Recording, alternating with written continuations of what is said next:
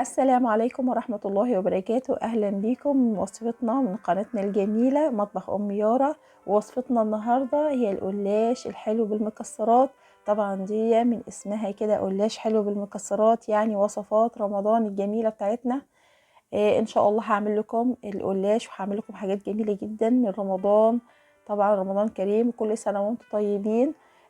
وصفتنا النهاردة هي قلاش الحلو بالمكسرات بوصفة جميلة بحشو جميل جدا. ان شاء الله هتعجبكم. مقرقش زي ما انت شايفاها كده وطرية وحلوة والشربات بتاعها مظبوط 100%.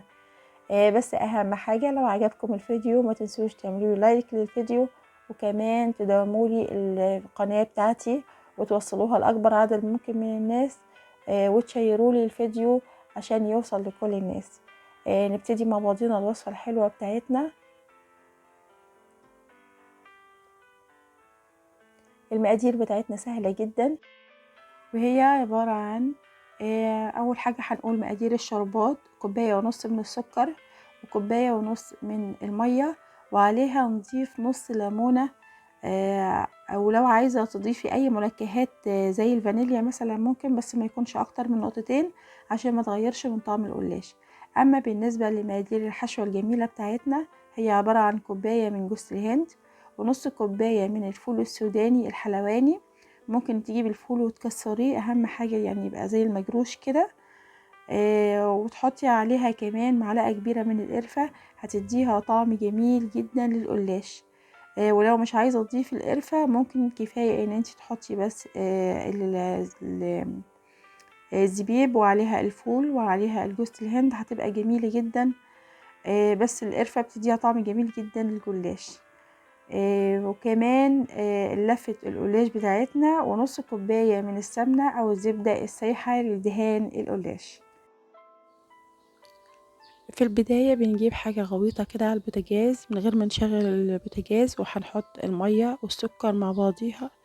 وأول ما يبتدي يدوبك هيغلي معانا هنحط نص الليمونة، ومش هنقلب خالص، وهنسيبها تغلي مع نفسيها كده لمدة 10 دقايق بس، وبعد كده هنطفي عليها البوتاجاز ده.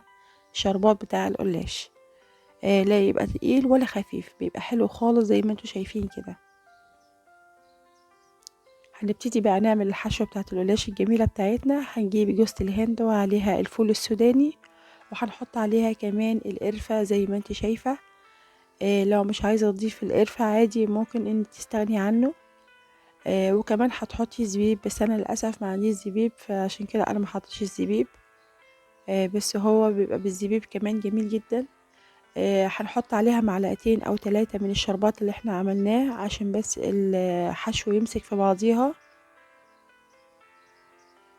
وهنقلبها كويس خالص عشان بس احنا وبنحشيها كده ما تقعش منينا الحشوة. معانا لفة القلاش هنطلعها وهنفردها. اهم حاجة ان احنا هنستعمل طبقتين من الجلاش، وهنجيب صينية مدهونة. هندهن الصينية سمنة زي ما انت شايفة كده، وبعدين هنجيب طبقتين من القلاش وهندهنهم بالسمنة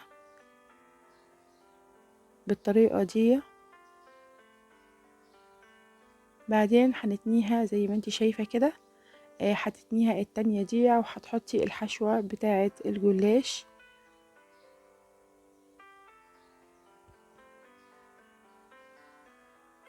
لو وصلت لغاية هنا في الفيديو يا ريت ما تنسيش تصلي على النبي في التعليقات كلمتين حلوين منيكي كده.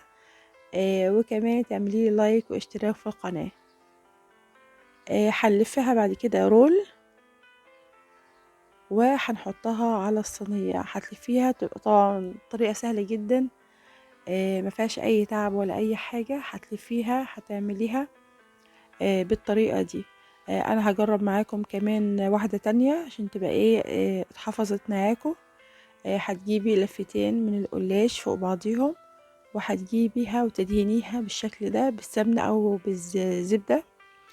وبعدين هتتنيها وتحط لها الجلاش بالشكل ده الحشوة بتاعتها. هتحطي الحشوة بتاعتها بالشكل اللي انتوا شايفينه ده. احنا حطينا طبعا معلقتين الشربات عشان تمسك شوية معانا. ما تبقاش الحشوة بتاعتها سايبة جدا وتقع من الجلاش. عشان كده قلنا ايه، نحط معلقتين من الشربات بتاعها.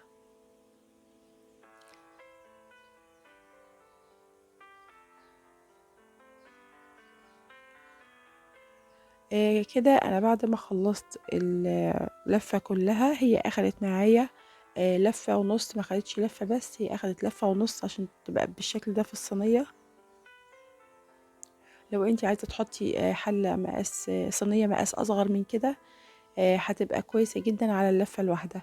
هتجيبيها وتدهنيها من فوق وتقطعيها صوابع زي ما انت شايفة. هتدخليها الفرن على درجة 180 درجة لمدة نص ساعة. لو لقيتيها حمرت من تحت بتشغلي عليها الشواية من فوق، وبتبقى بالشكل ده. طبعا انت بتغرقيها شربات زي ما انا غرقتها شربات كده. بتبقى جميلة جدا وطرية، والشربات بتاعها ولا هو خفيف ولا هو تقيل، وبتبقى مناسبة جدا زي ما انت شايفة. انا بوريكي اهو من تحت ومن فوق طالعة معايا ازاي. اهم حاجة ان انتي بتتابعيها معاكي في الفرن. بتحطيها بقى على طبق التقديم بالطريقة دي. انا كان ابني ما استناش يعني لغاية ما ان انا اصور، راح خطف واحدة، فاضطريت طبعا ان انا احط واحدة تانية مكانها عشان اكمل باقي تصوير. اهم حاجة ما تنسيش تعملي لايك عشان خاطر بس التفاعلات قليلة جدا، وتعليلي من نسبة القناة بتاعتي، وتشيرولي الفيديو لأكبر عدد ممكن من الناس. ممكن انتي تزودي لها الشربات من فوق لو انتي حابة ان انتي تزودي لها الشربات. انا حبيت اعملها لكم بطريقة مبسطة جدا لرمضان، وكل سنة وانتم طيبين بمناسبة رمضان. وان شاء الله يكون ايام سعيدة عليكم،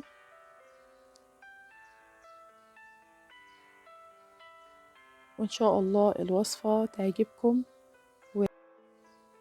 ولو حبيتوا اي وصفات تانية ان انا اعملها لكم في رمضان، يعني انا عملت لكم طريقة البسبوسة وطلعت ناجحة جدا، والناس كلمتني وقالوا لي ان هي طريقة ناجحة جدا.